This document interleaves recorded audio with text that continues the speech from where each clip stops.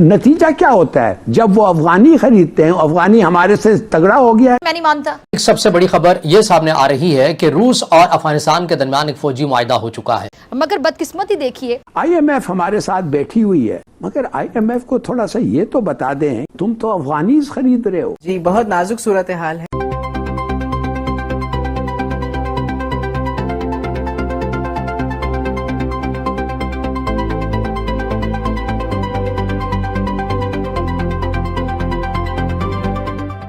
सब आपको खुशी होगी, मैं अभी मॉस्को से आ रहा हूँ और मेरी मुलाकात हुई उधर सर्जी लावरोफ जो उनके वजीर खारजा है, उन्होंने मुझे मुबारकबाद दी। वो क्या? वो ये कि अफगानी अब तुम्हारी अच्छी तरीके से बजाएंगे। नहीं। पहले थोड़ा कम बजा रहे थे, अब थोड़ी ज्यादा बजाएंगे। वाह भाई वाह। और ये टेंशन टकले हिलाली को खाई जा रही है। तुमने अफगानीज खरीद रहे हो, भाई अफगानी से तुम क्या कर रहे हो और इतना क्या जरूरत है तुम्हें? इन अदर वर्ड्स, चुपके से तुम अफगानिस्तान को एक किस्म का सब्सिडी दे रहे हो। चलो ठीक है, वो अफगानिस्तान आपका दोस्त है, दुश्मन है, क्या है हमें नहीं पता, और अगर उनका भला होता है तो हमारा भी भला तो कर ले ना। ये इनडायरेक्टली भीख मांगी जा रही है। हाय अब कंगले एक पाकिस्तानी सुधर जाओ, जहाँ देखो वहाँ मांगना शुरू कर देते हो। भिखारियों, एक घर तो डायन भी छोड़ देती है, अब रशिया को भी लपेटने के चक्कर में लग रहे हो। हमारे से भी आप थोड़े रुपये खरीद लें, otherwise explain to us why you are doing it. और उनका नतीजा क्या होता है जब वो अफगानी खरीदते हैं, अफगानी हमारे से तगड़ा हो गया है। हाँ भाई हाँ। भारत अब बड़ी मकारी का हर हरबा आजमा रहा है और सवाल है ये पैदा होता है कि दहशतगर्दी के खिलाफ तवील जिद्दोजहद और कामयाबियों के बाद आखिर दहशतगर्दी की जो नई लहर है ये कहाँ से उठ रही है? ये आतंकी लहर आतंकी मुल्क पाकिस्तान से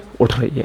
जी। और बिना भारत के नाम लिए तो इनके चैनल की कोई TRP आने से रही, तो भारत का तो इन्वॉल्व होना बनता है भाई, बनता है। बात तो सही है कि जनाब इस मुल्क से दहशत गर्दों को पनाह भी मिल रही है, दहशत गर्द ग्रुप्स भी मौजूद हैं, और फिर उसी मुल्क के साथ जो है वो दिफाई मुआहिदा करना, ये इनफैक्ट रशिया की भी एक दो अमली है जो कि अब खुलकर सामने आ रही है।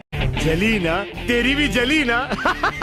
मेरे ख्याल में एक बड़ी अहम डेवलपमेंट है ये। रूस पहला मुल्क है जो अफगानिस्तान के साथ बाकायदा दिफाई मुआहिदा किया है। जैसा कि आप लोगों को मैं बता दूं कि अभी रूस और अफगानिस्तान के अंदर मिलिट्री डिफेंस कोऑपरेशन डील हुई है और ये बहुत बड़ी खबर मानी जा रही है। हलवा पकाओ। और 2025 में रशिया ऐसा देश बना था जिसने तालिबान सरकार यानी कि अफगानिस्तान को मान्यता दी थी। बहुत बढ़िया। रशिया और तालिबान के बीच में जो डिफेंस डील हुई है, इसकी सारी बातें तो खुल के बाहर नहीं आई है, लेकिन जो मेन कुछ बातें बाहर आई है वो मैं आप लोगों को बता देता हूँ। हथियारों का आदान प्रदान, हथियार बिक्री, सैन्य तकनीक और लाइसेंस, ट्रेनिंग और तकनीकी सहायता, लॉजिस्टिक एंड रक्षा सहयोग, और पॉसिबल है कि दोनों साथ में संयुक्त प्रोजेक्ट भी करें।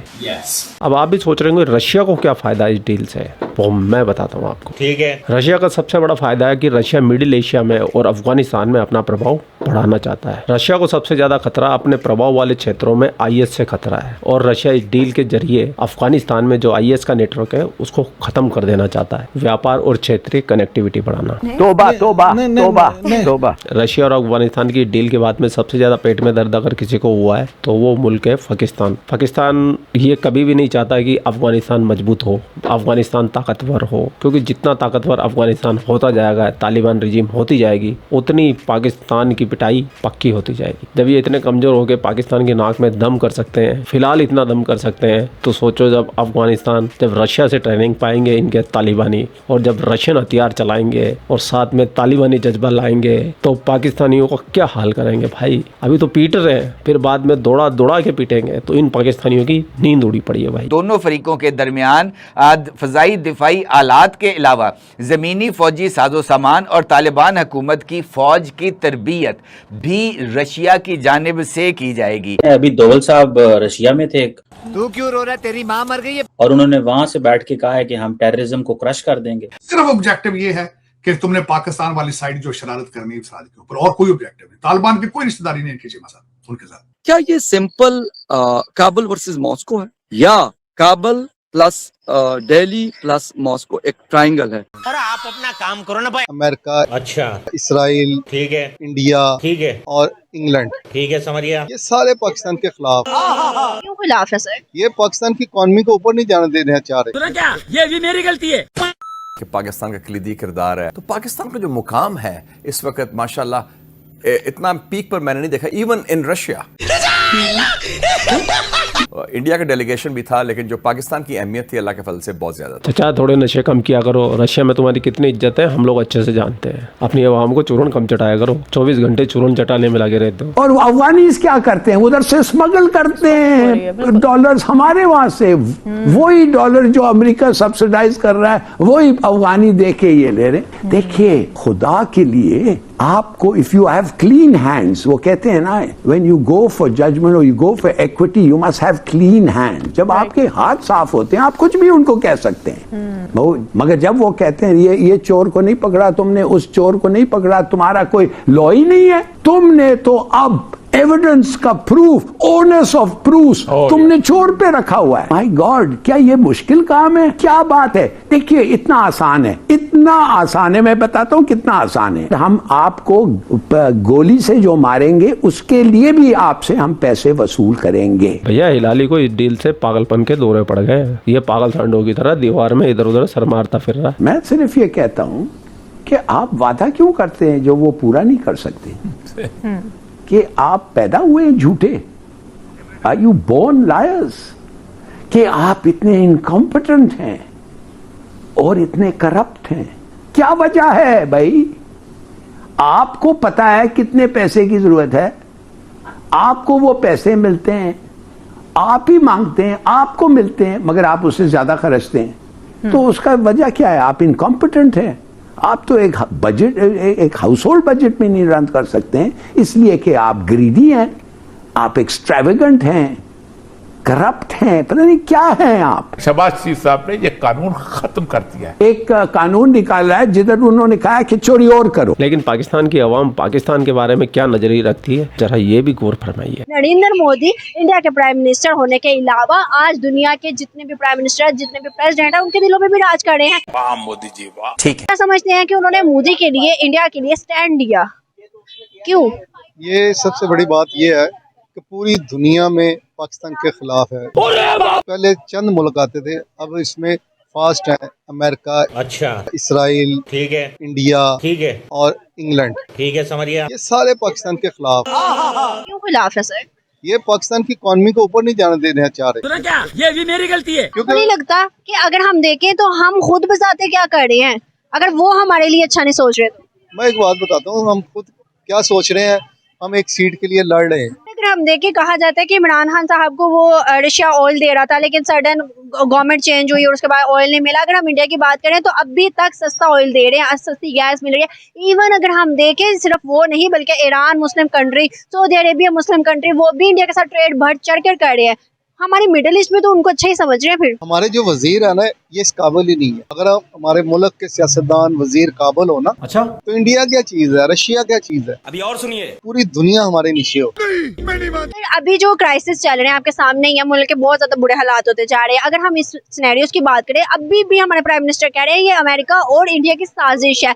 बिजली शटडाउन हुई तब भी उन्होंने कहा कि अमेरिका और इंडिया की साजिश थी। पानी रुका, उन्होंने कहा अमेरिका और इंडिया की साजिश है। क्या समझते हैं कि हर चीज इंडिया और अमेरिका पे लाके खड़ा कर देते? क्या इनकी कोई गलती नहीं? ये सबसे बड़ी गलती हमारे सियासतदानों की है। इंडिया कुछ भी नहीं कर सकता, अमेरिका कुछ भी नहीं कर सकता। ये सिर्फ जो पाकिस्तान के लोग हैं ना, ये बड़े पिसे हुए हैं। सियासतदान अच्छे हो जाएं, सियासतदान अगर अच्छे हों तो ये मुल्क बहुत ऊपर जा सकता है। अबे साले, ये भी न्यूज आई थी बीबीसी के आर्टिकल पे ही कि भाई जो सऊदी पाकिस्तान है वो अपना एटमी असासा, जो एटमी बॉम्ब है, वो भी सऊदी अरेबिया को सेल करने का प्लान कर रहा है। तो हम फिर किस दाने पे आके खड़े हो जाएंगे अगर एटमी असासा भी चला गया तो? पता नहीं। अगर एटमी असासा चले गया तो यूक्रेन का जो हाल आप देख रहे हैं वही हाल होगा। ठीक है, दूसरी बात रह गया मिडिल ईस्ट। मिडिल ईस्ट क्या है? कुछ भी नहीं है। पाकिस्तान की बदौलत ये मिडिल ईस्ट कायम है। जिस दिन पाकिस्तान डाउन हुआ उस दिन मिडिल ईस्ट पे पूरा यूरोप हुकूमत करेगा। आप कहाँ थे ज्ञानी बाबा? ये हम आपको आने वाली बात बताते हैं। लेकिन ये भी तो सच है कि इस्लाम तो सऊदी अरेबिया से फैला था ना? क्या बोला तूने? इस्लाम सऊदी अरब से फैला था, लेकिन आपने मेरा ख्याल है इस्लाम को पूरी तरह स्टडी नहीं किया। वहीं से जो क़यामत भी आनी ना, वहीं से स्टार्ट होना है। अभी जो वो मुल्क बना रहे हैं, जो जितना पैसा इसराइल लगा रहा है, क्या वो हमारा दोस्त है? नहीं। इसराइल की हम बात करते हैं, मैं छोटा सा पॉइंट रेज करूंगी कि इसराइल को हम अच्छा नहीं समझते हैं, मतलब हर चीज हम नहीं करते ना, लेकिन ऐसा भी है कि पाकिस्तान के अंदर 60% टेक्नोलॉजी इसराइल की यूज की जा रही है, फिर बायकॉट क्यों नहीं करते? बाइकआउट क्यों करेंगे?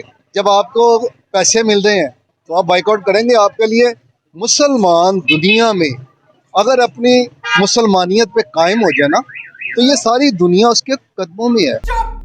ये गैर मजहब जो लोग हैं ना, वो आपको शराब, औरत, हर चीज देंगे। अगर इस मुसलमान को अगर डाउन करना है ना, उसके लिए पैसे से नहीं बिकता औरत, औरत से नहीं बिकता शराब, ये चीजें इनके लिए आम है। चाचा जो डंकियां मार मार के नाव में बैठ बैठ के जो यूरोप पहुंचते हैं, वो कौन से मुसलमान हैं? ये मुझे बता दो तुम। मतलब इतनी बड़ी बड़ी फेंकते हैं यार, हम ये हमारा इस्लाम, ये हम वो, हम ऐसे, हम फलाना, हम डिकड़ा। मतलब एवरी मुसलमान, चाहे वो कहीं का भी हो, चाहे पाकिस्तान का हो, चाहे बांग्लादेश का हो, चाहे भारत का हो, कहीं का भी हो, इनके दिमाग में सिर्फ एक ही खुजली चल रही होती है, इस्लाम इस्लाम इस्लाम इस्लाम इस्लाम। अरे भाई, जब तुमको इस्लाम से इतना प्यार है, ठीक है, मैंने मान लिया तुम्हारा प्यार है, तुमको मोहब्बत है इस्लाम से, तुम्हारे अल्लाह से, तुम्हारे रसूल से, तुम्हारे कुरान से, तुम करो भाई। उसमें ये क्या है? तुम्हारी लास्ट डेस्टिनेशन क्या है? बेहतर हो जन्नत। जब तुम्हारी डेस्टिनेशन तुम्हें पता है, तो तुम लोग वहां चले क्यों नहीं जाते भाई? सारे के सारे मिलकर सामूहिक लोग आत्महत्या क्यों नहीं कर लेते भाई? जब तुम्हारा धरती पे कोई लेना देना ही नहीं है, तुम्हारे कोई कर्मों का लेखा जोखा ही नहीं है, तुम्हें तो लव जिहाद कर लो तो जन्नत मिल जाएगी, कोई कन्वर्ट कर लो तो जन्नत मिल जाएगी, हद हो गई है। इन कामों से जन्नत मिलेगी तुम्हारे को। कल बेचारे दिल्ली के अंदर वो एक बच्चे को मार दिया, 17 साल के बच्चे को। शर्म आनी चाहिए तुम लोगों को। और वो होली के रंग से डर जाते हो तुमने उस वक्त भी होली पे भी मर्डर कर दिया दिल्ली के अंदर, और बकरे के खून के साथ होलियां खेल रहे हो तुम।